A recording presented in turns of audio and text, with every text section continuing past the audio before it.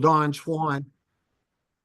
Yeah, and we are recording this, and we'll post the recording online for people who can't attend, or if you want to review anything that's said during the meeting. I'm LaDon Swan. I'm the director for the Mississippi Alabama Sea Grant Consortium and also the National Sea Grant Aquaculture Liaison. On the line from our office is Loretta List, who is our research coordinator. And if you're involved in a proposal submission, pre-proposal submission, you'll get to know Loretta. And then also Steve Simpier's on as well. He's the deputy and outreach director for our program. So I just want to thank you for joining. I know it's a Friday afternoon. It may be a good or bad time for you, but it's certainly a beautiful day here in Ocean Springs, Mississippi. I don't think we'll be able to say the same thing tomorrow or next week. I hope you have your winter gear out and ready to go. So I want to turn it over to Loretta in just a second, but the process that we normally use would be Loretta has a slide presentation that really talks about the submission process. And then we'll open it up for questions from people on the line. I'm sure you have questions, and that pretty much will be it. So Loretta, I'm going to turn it over to you.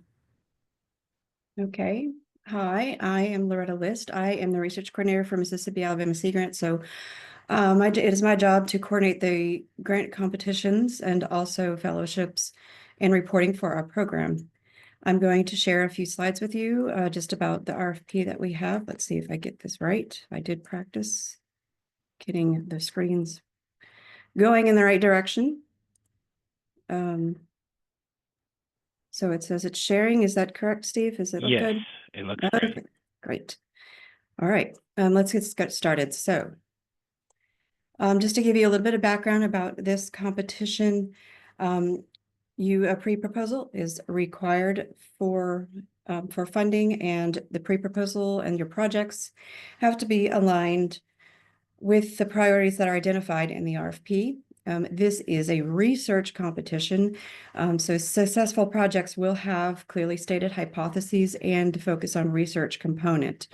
Anything that is outreach and education only will not be considered. But we do have, at the end of the process, we do have a way to incorporate outreach and education as a separate activity, and that will be after if your proposal is picked. We will work with you on that. We are encouraging bi-state and multi-institutional interdisciplinary projects, but the PIs do need to come from academia.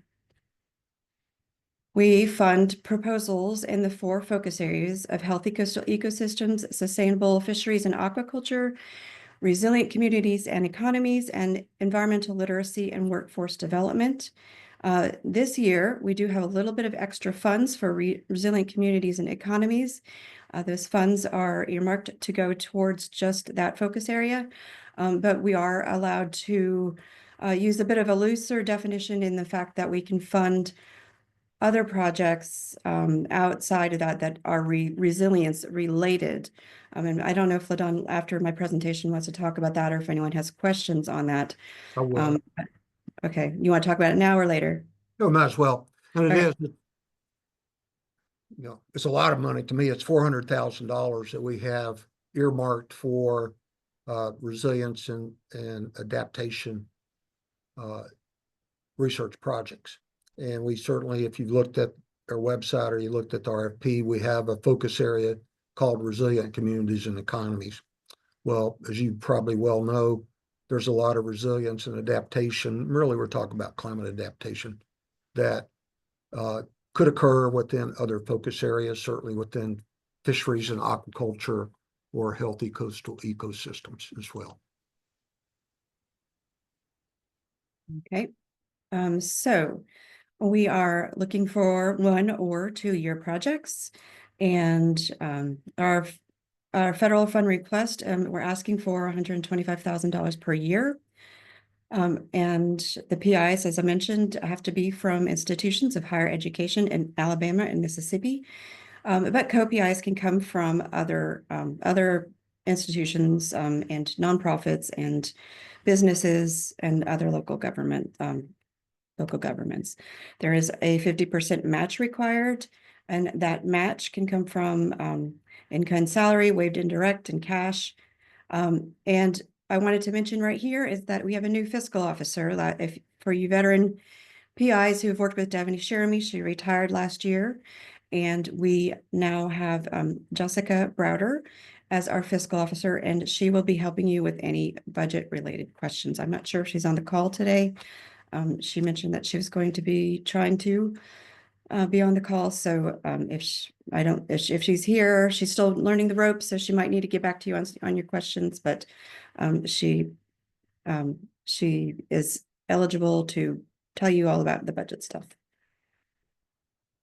So pre-proposals, I'm just going to go into the review criteria. I'm just going to talk about the headlines here, but then it's described in detail in our RFP.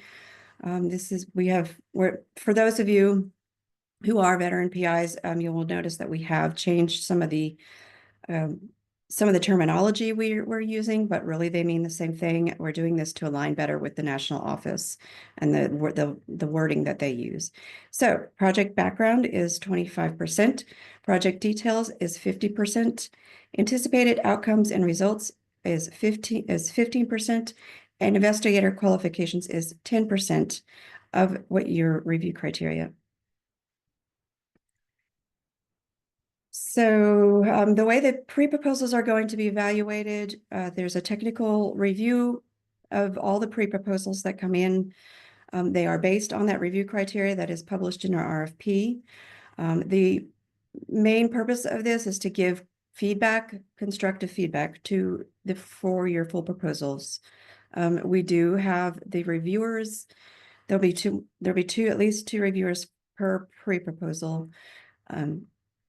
And they will be selecting an encourage or not encourage. And from those, we will give you a notification of whether your proposal is encouraged or not encouraged based on the scores and if they were voted for encouraged and not encouraged by those two reviewers.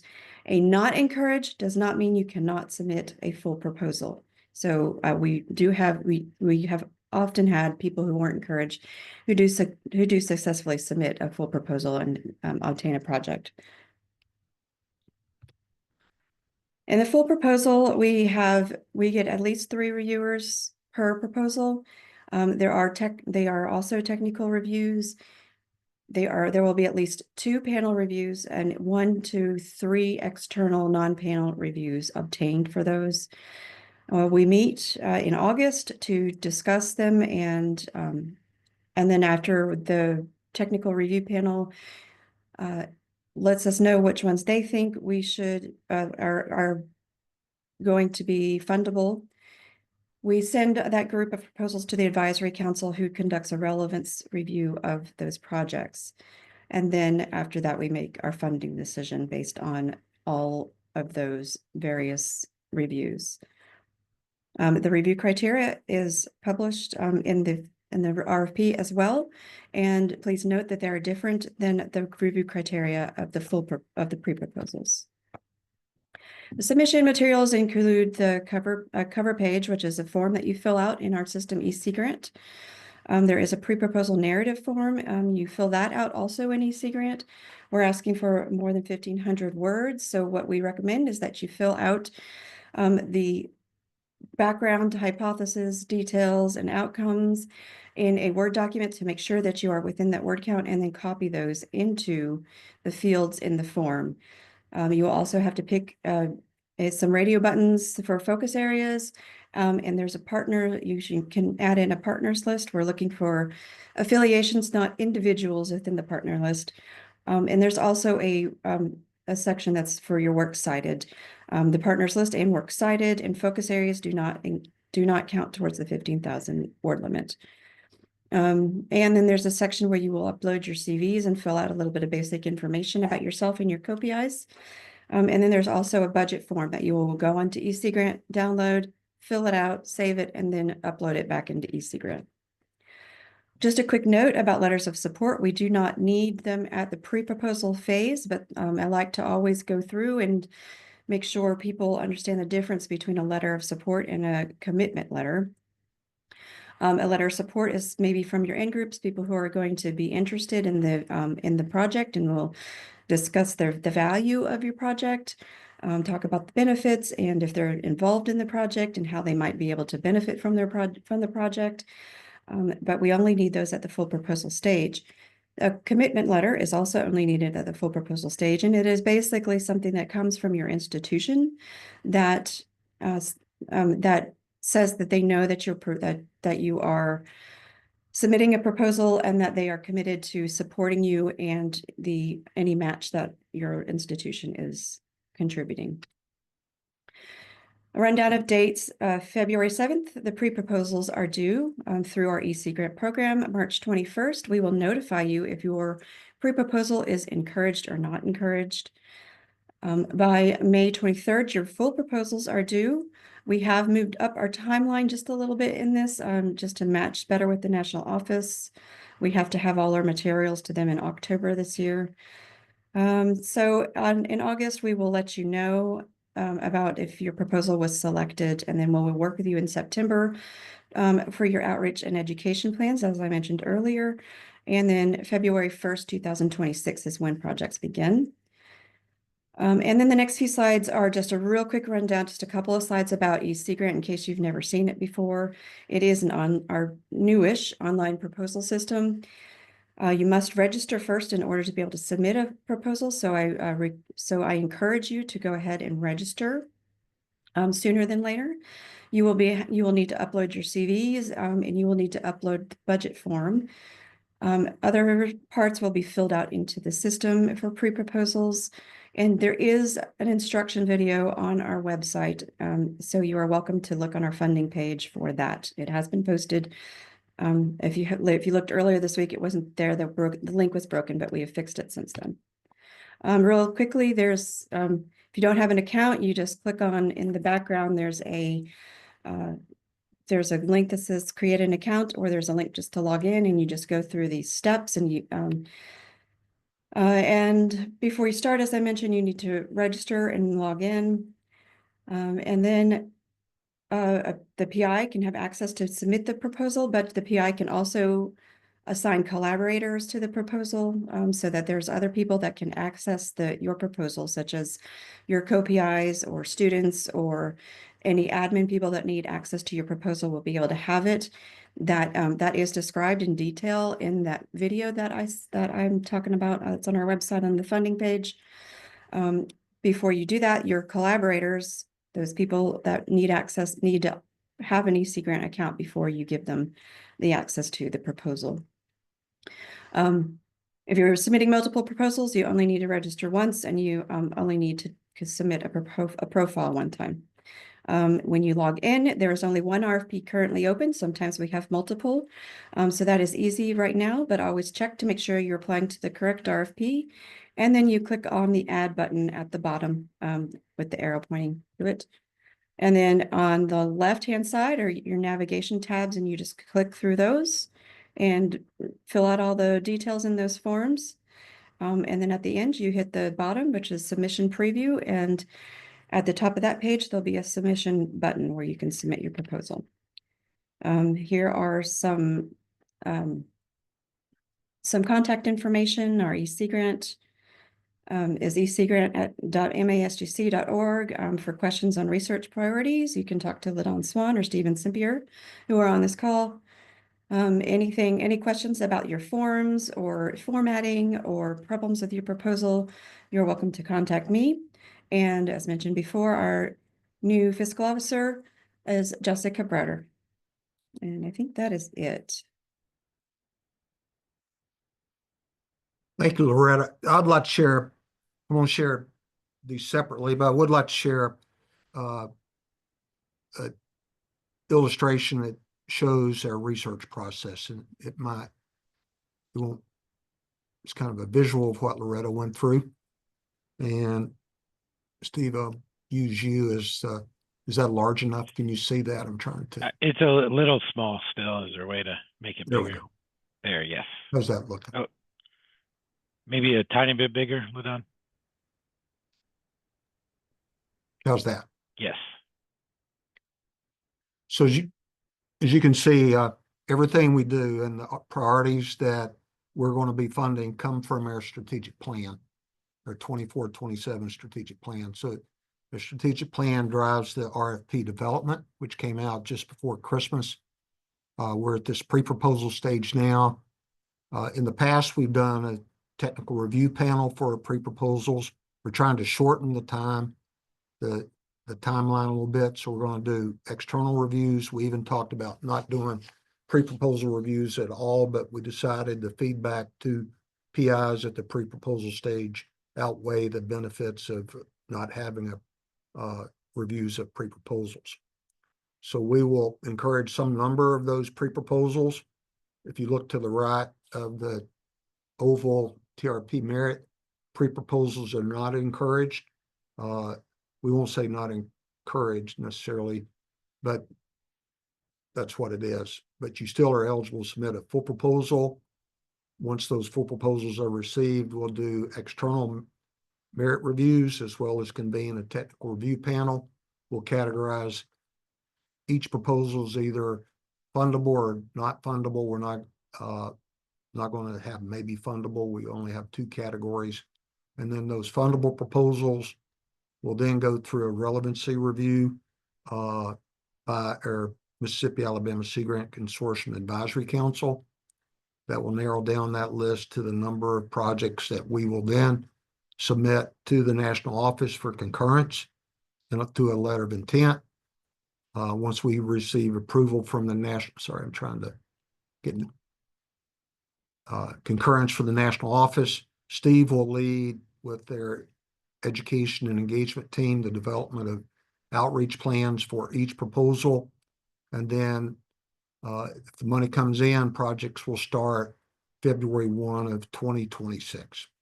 So that's just a short overview of the process that we used. I'm going to stop sharing this one, and I'd like to share another one. And this is specifically for help scientists understand why we will want to stay in touch with you beyond the 1 or 2 year funding period. That 1 second. I'm gonna find that.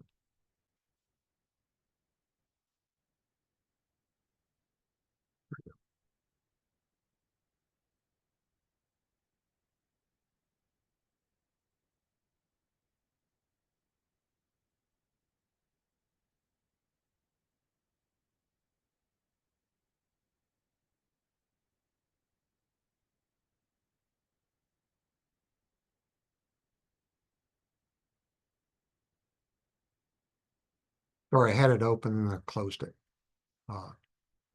Yeah. Here we go.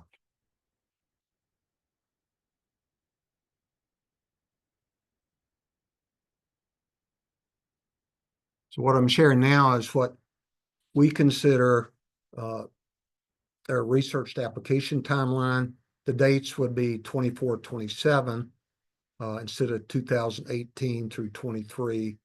And then that would go into our 28 through 32 funding. What we've seen, we've had really good research projects that had really good results, but as a scientist, you understand that sometimes it takes some period of time after the end of your research projects for the full impact of your research to be implemented. So we have a mechanism through our engagement outreach plan to stay in touch with you and support further outreach activities, education and engagement activities after the 2 year period. But what we're really looking for are those consequence outcomes that we would define as impacts from your research. And that's really part of the evaluation criteria for full proposals. So I'll stop that, stop sharing that screen. And Steve, do you have any comments before we open it up for questions from everyone?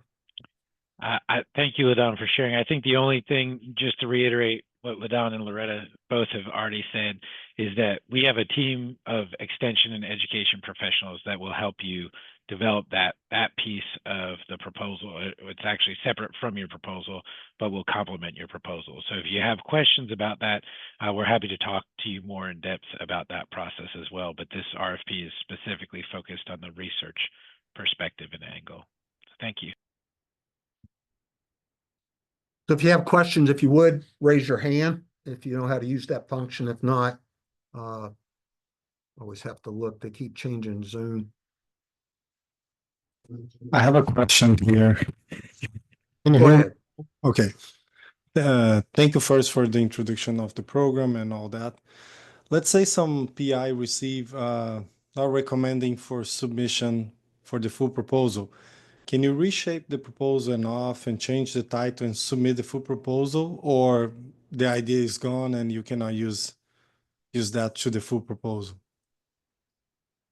Well, if the reviewers feel like the system is being gamed by doing something like that, then probably it wouldn't get reviewed. So it need to, you're being encouraged to submit a full proposal will be based on what you submit as a pre-proposal. Thank you for your question. Thank you. Under the reactions, there is a raise your hand button, and you can use that if you have a question, or you can just unmute yourself and go ahead until we have more than one person trying to ask a question at the same time.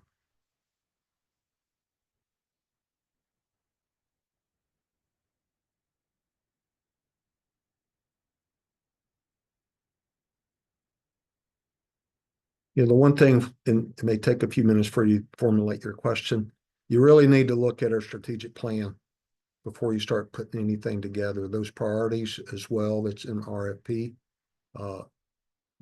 I'm not saying we wouldn't entertain other research ideas, but it certainly needs to support the goals of our strategic plan.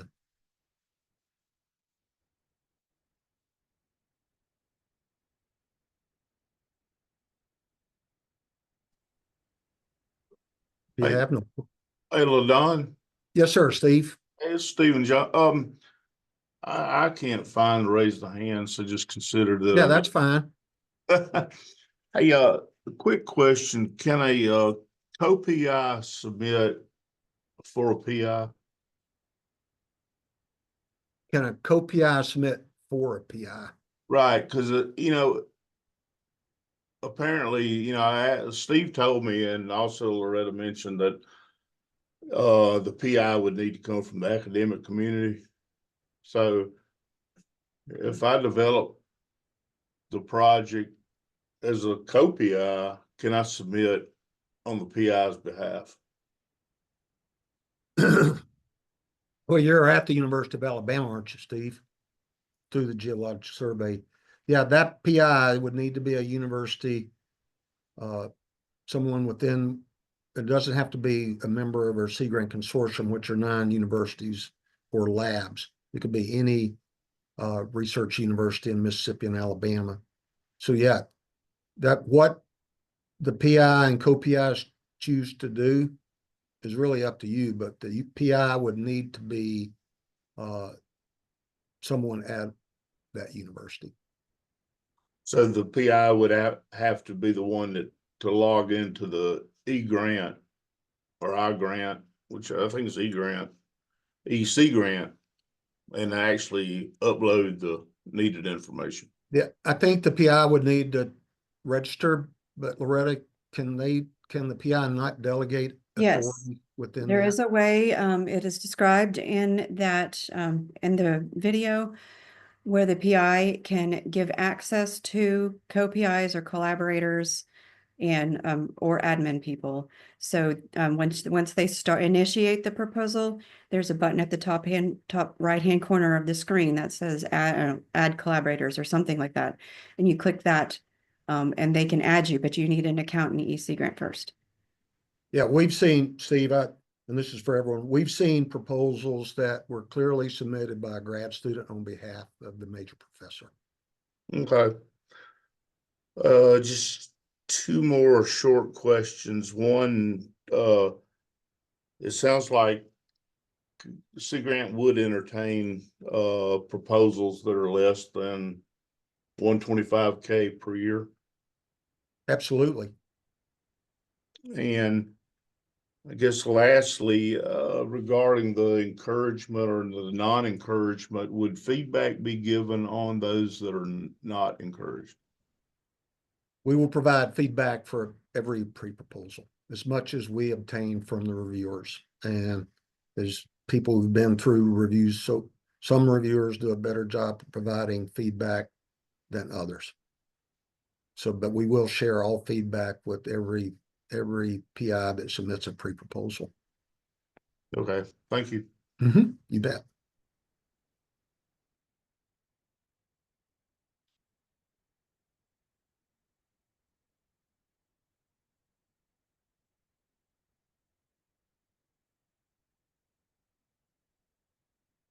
You're a quiet group.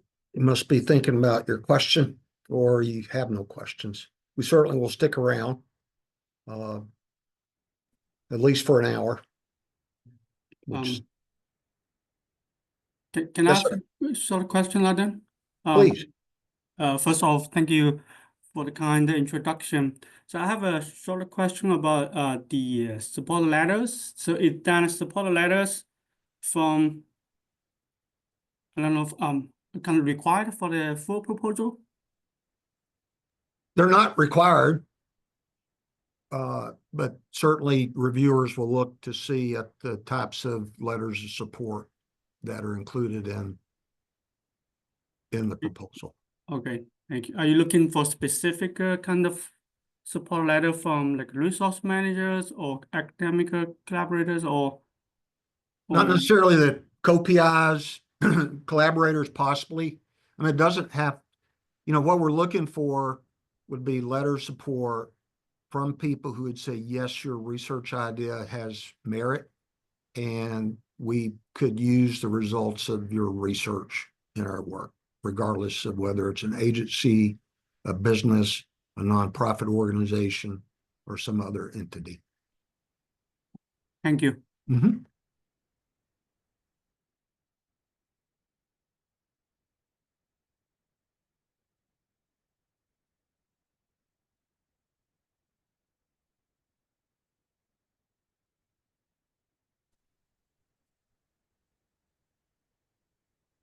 Hi, thank you for such a detailed presentation. So I was Yes, thinking like, can we add collaborators during the time of proposal, like the final proposal, or all the collaborators need to be added during the pre-proposal itself?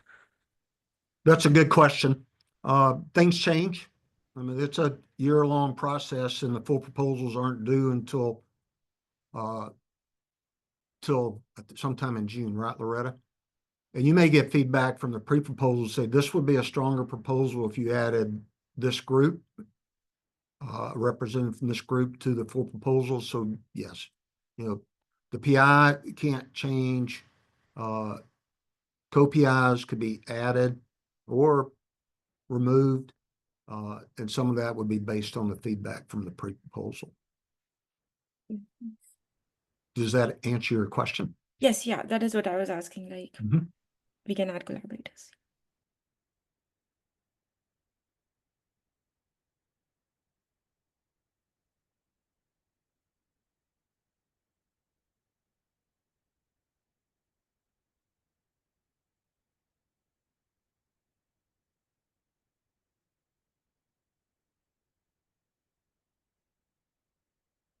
Yeah, one thing that Loretta mentioned, she used the term veteran PIs before. I want to make it very clear that just because you've been funded by our program before does not give you an advantage over a new investigator, period.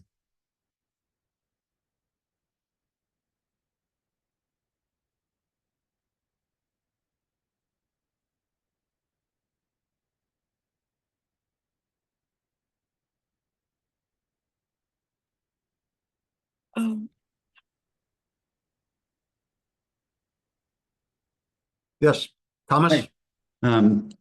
Thomas Devigne. I just started at UAB just literally January 1st. And I have some ideas. Unfortunately, the deadline is going to be way too short for me to like work things out with the grants office to be able to submit a full proposal this year. I imagine it's not something that's going to be happening every year, correct? It's not something every year, but help me understand. I don't think we need institutional signatures on the pre-proposal, and that's only, is it 1,500 words now, Loretta? I increased it a little bit just Yeah. to make it easier for the reviewers to understand what's being proposed. And then the full proposals in June. Now, I'm not saying, you know, accept what you said, but, you know, I don't think you need that much institutional input at the pre-proposal stage. But to answer your question, it's a biannual, so every 2 years we do an omnibus. As a new PI, I would point out that we have a small amount of money that we set aside called program development funds, and that's capped at $10,000, unfortunately. But it has been used in the past by new PIs to collect preliminary data that then could be used in a full proposal. So keep that in mind. If you can't make any of these, the real meaningful deadline is the full proposal submission. Excuse me, the pre-proposal submission. Yeah, that's great information. Yeah, it's mostly, to be honest, the matching fund that might be complicated for me to find in such a deadline. But yeah, thank you. Yes, sir. Sit. Hand raised if you'd unmute yourself. Yeah, thank you for the nice introduction of the program. Can you talk, I don't know if it is appropriate question or not. Can you talk about one or two successful proposal and what are the, in some general detail, like what were the component in the success, what is the general trend line in the successful proposal? Couple of them. I'm sorry, Steve, you're asking about the timeline of the full proposal? No. What kind of proposal gets successful? I think you'd like an example of a successful proposal in the past, what that looked like. Yeah, that's exactly right. Well, you can see the list of projects that are funded on our website. That should include the abstract of those proposals. What I can tell you, if you follow the checklist and the guidelines and you have a proposal idea that fits within the priorities and has the potential to provide a meaningful outcome or impact that would benefit our coast or our states or businesses, then those will be reviewed better than others. Thank you.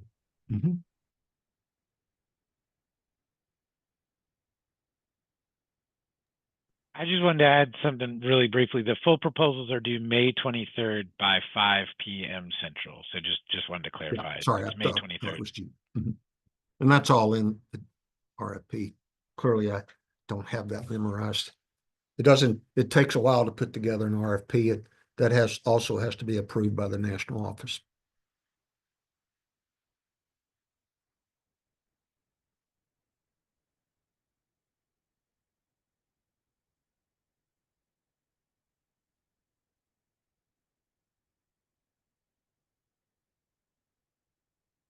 You know, one thing I would point out, and it goes back to the question about what makes a good proposal. If you partner with what we sometimes call end users, I don't know that that's a great term, people who would benefit. I'll prefer terms like people who would benefit from your work. That would be reflected in the letter of support, but even better would be some sort of relationship with them during the research process, including them providing input to the scientist on, you know, maybe that could, at least listening to that input on shaping the methodology or some of that work as well. Because we are more or less an applied research program.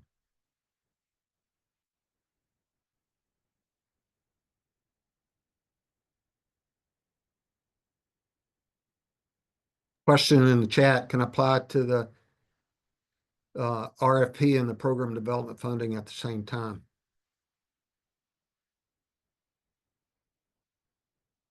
Yeah, I never had that question asked. We don't have any rules against that.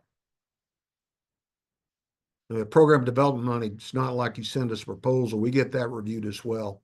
So it takes some time to get that done.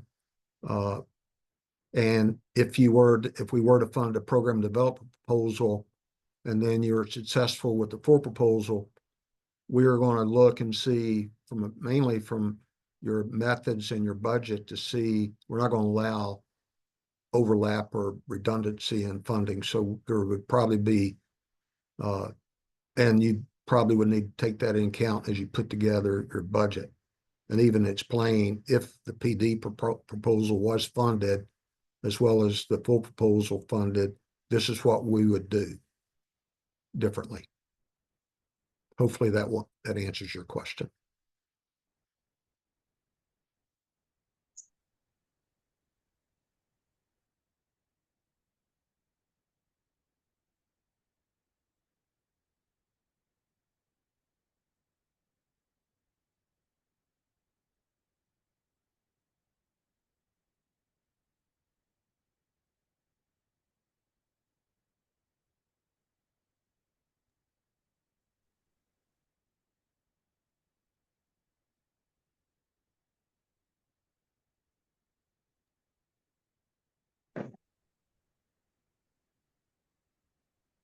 Ron, you took yourself off mute. Do you have a question? Or maybe you just never muted yourself.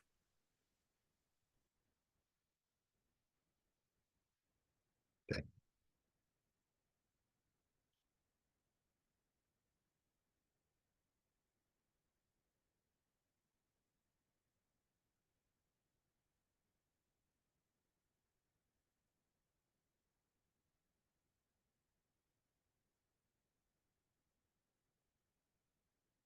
You also, you have my cell number.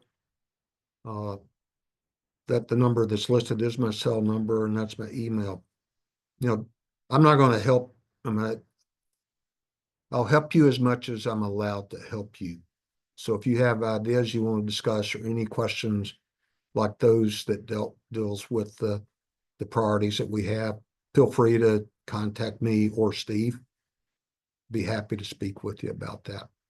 And the question about the recording will be probably available sometime next week. I think Monday is a holiday. So probably by the middle of next week, it will be on our funding website as well.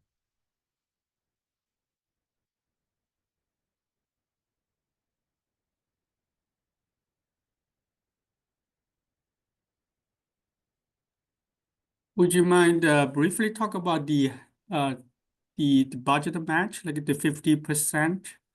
So the total per year budget is 125K, so we have to match 625K, is that right? Yeah, you need 50% of that. Okay. And that could be will it be from the PI or from our home institution anyway? Yeah, as long as it's non-federal. Thank you. There's a lot of latitude in what constitutes non-federal match.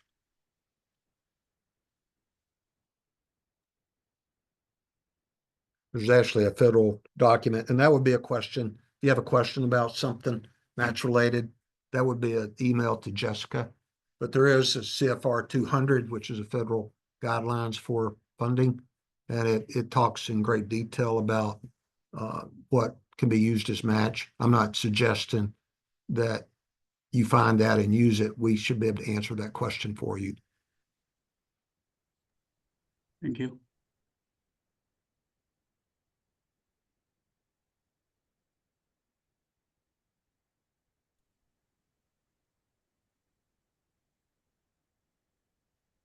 There is a question about when will the recording be distributed? And then we have a raised hand. I thought I just answered that. Oh, I'm sorry. By next Wednesday. Okay, thank you. It'll Sorry. be on our funding website. I was answering another. So I see a hand raised. Yes, sir.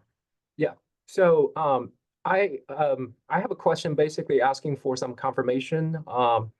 So I was reading the RFP, and can you clarify a little bit about how many projects you're expecting to fund with this RFP? Yeah. It would probably be 6 or so. I forget exactly what was in there, but Okay, everyone, and it really depends on, we could fund probably up to 6 if everyone asked for 2-year projects at 125 a year.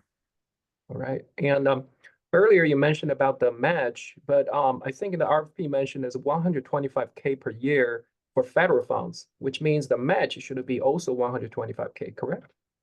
No, the match is 50% of that. So if you submit a proposal for 250,000, then you'll need 125,000 in non-federal match. All right. Thank you. Mhm.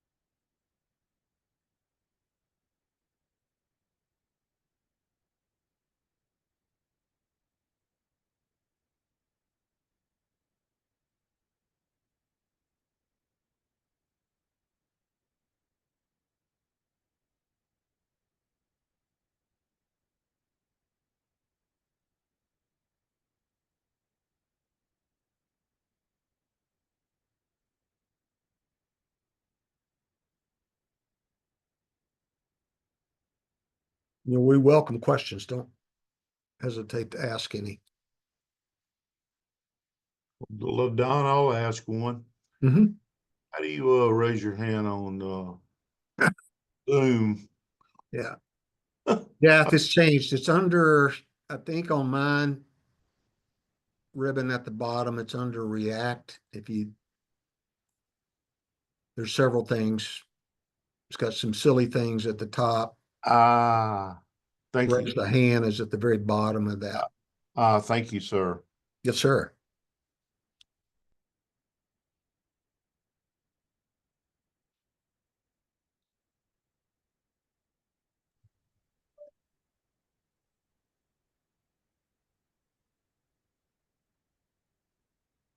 Hey, I have another question on like, um, do you have like a interest in specific sites which will be particularly given importance in these proposals, like sites of interest? Thanks for that question. If I understood it, are there particular sites we have interest in? Yes. Not necessarily. I mean, we all have personal interest in various things. What we do have interest in, because we are a bi-state program, is for PIs to do the best they can to find, for it to be really a bi-state research project, meaning that you probably want a site in Alabama, if it's a field site, a field study, a site in Alabama and a site in Mississippi. And if you can do that, then the results should be applicable in the other state as well as could be more broadly. Got it. Thank you.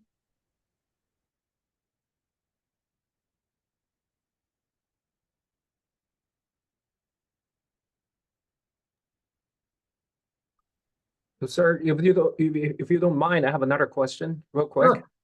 Sure. So I was skimming through the funding priorities in the RFP here, and it reads some research projects will be funded through special coastal adaptation and resilience funding. Is that something a different pot, or is something that included in these 4 focus areas? What's the relationship? Yeah, we mentioned that earlier. I'll go back over that. Maybe you got on late, but yeah, we have every Sea Grant program received roughly the same amount that we did, $400,000. And that money has to be spent on coastal adaptation and resilience. And as I mentioned at the beginning, people might think that that should only be, projects applying to our resilient communities and economies focus area. And it could be in that focus area. But it also, if you can You know, it could be resilience, adaptation, or resilience for the seafood industry. It could be resilience and adaptation to restoration. It could be resilience and adaptation for environmental literacy. So, yeah, as long as, and we'll be able to recognize if a project, and you might want to mention, and you should mention the goals that you're in the proposal or the pre-proposal that this would be, could be, you don't have to mention it. We'll be able to identify if a project submitted in that area. But if you have an intention of submitting something for resilience, coastal adaptation and resilience, then, you know, you can look beyond just the resilience resilient communities and economies focus area. Now, there's a question about, are those lists of specific things you want people to submit for? Yes. Those are our priorities based on, as I mentioned earlier, their strategic plan. I also mentioned earlier that if you have a novel idea that would fit within our strategic plan, it's not listed there, you can give it a shot. All right, thank you. I just wanted to add that there, we do in the pre-proposal stage and the full proposal stage, there are check boxes as to what focus areas your project fits under. You have to submit a primary. So if your project is mostly fisheries related, you can select that, but your secondary could be could be a resilience one, and that will help us identify those projects.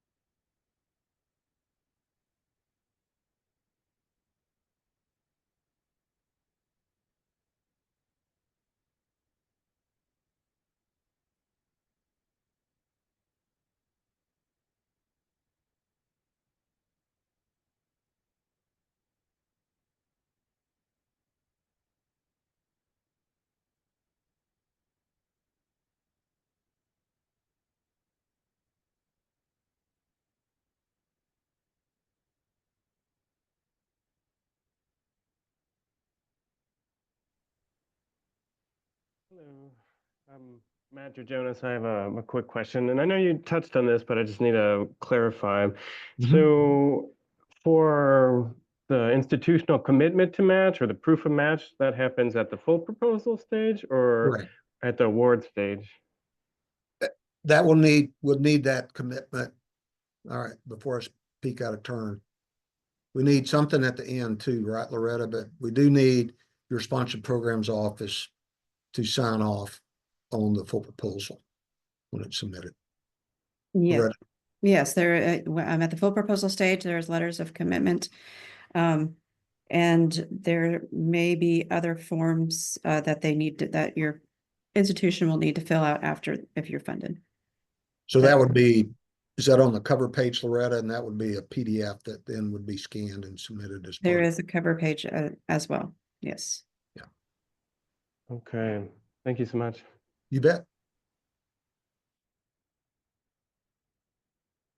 Again, if you have an idea that you don't think fits within, and there's a lot. I mean, we try to put enough priorities that it opens the door for as many investigators as possible while still addressing the needs of our two states. But with that said, if you have an idea that's not specifically listed as a priority, you might want to reach out to me, either by phone or by email. Because we want to fund science that benefits the people of Mississippi and Alabama.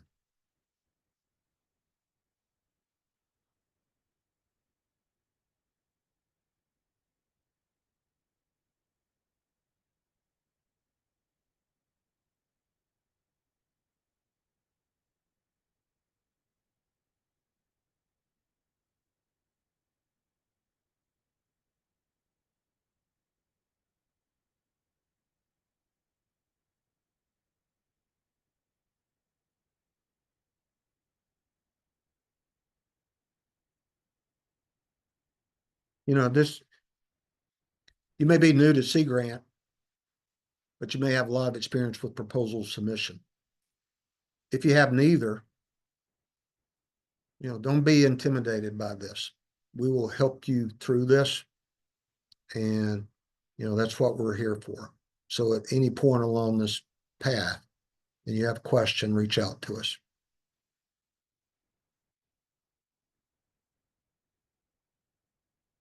Sea Grant is known, if you don't know Sea Grant, because we're not NSF, we're not NIH, our budgets aren't nearly that large, but we certainly have helped launch the careers of a lot of successful scientists that have made major contributions not only to science, but the societal impacts as well.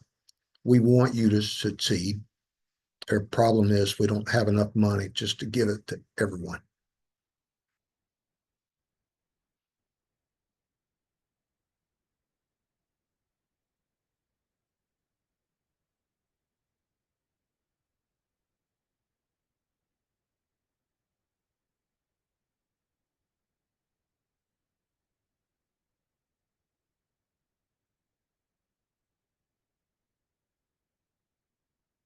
See people dropping off. For those people, I think it's scheduled to go to 2:30 Central Time, Loretta. Yeah, we can stay on to 2:30. Or we can end at 2. We certainly will stay on another 7 minutes, but it's your call. If you think you'll have a question after 2 o'clock, we'll stick around. If not, then we probably will end at 2 o'clock.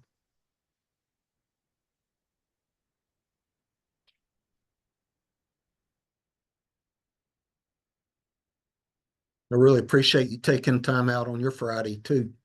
You could be doing a lot of other stuff instead of being on this. So I hope it's been worth your time.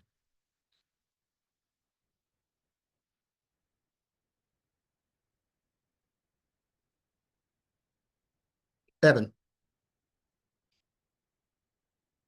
Think you're on mute. Thank you. Yeah. Thank you, Ladon. The presentation really helped clear up a lot of questions I had. I just one more thing I'm thinking about. I have a project in mind, and I reached out to the Auburn Shellfish Lab for some help as a PI, and I'd like to work with them as a co-PI. Looking into ways to reduce oyster mortality, specifically SUMS with the help of specific equipment. And I guess I'm curious if there's any maybe conflict of interest there with federal funds providing equipment for industry. I'd like for my farm to be able to retain the equipment after the experiment, especially if we find the results we're looking for. I'm just curious if there's any conflict there. There are equipment, there are restrictions on some equipment and the amount can be purchased. But in general, yeah, we probably would want to talk about that, Evan, as you develop. And Jessica, I saw Jessica just joined. She's our fiscal officer. She could help with interpretation of federal laws governing that. Okay. All right. Thank you. Mm-hmm. I know it's not what you want to hear, but it's private sector purchase equipment certainly makes the match, coming up with a match real easy, or at least cost sharing that. So, but yeah, reach out to us, whoever you work with the Shellfish Lab, we will be happy to speak with you about that. Okay, thank you. Mm-hmm.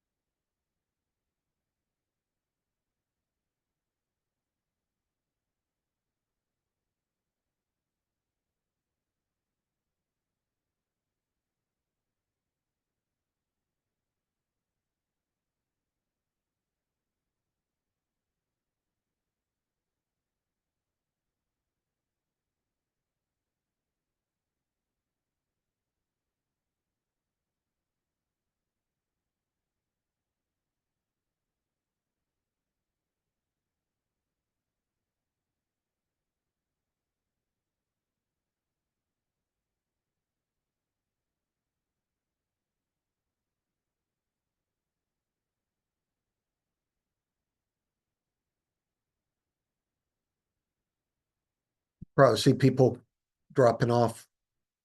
Now, we'll probably end it in 3 more minutes. Or sooner if everyone drops off.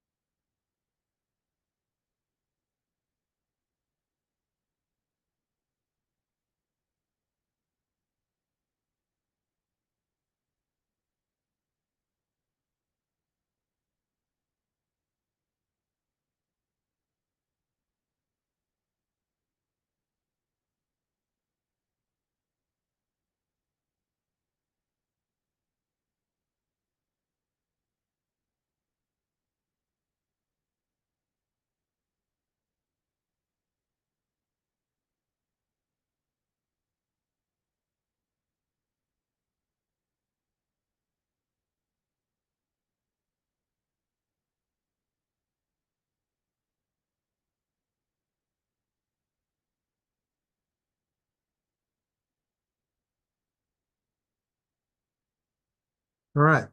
Thanks, everyone. Reach out to us if you have any questions.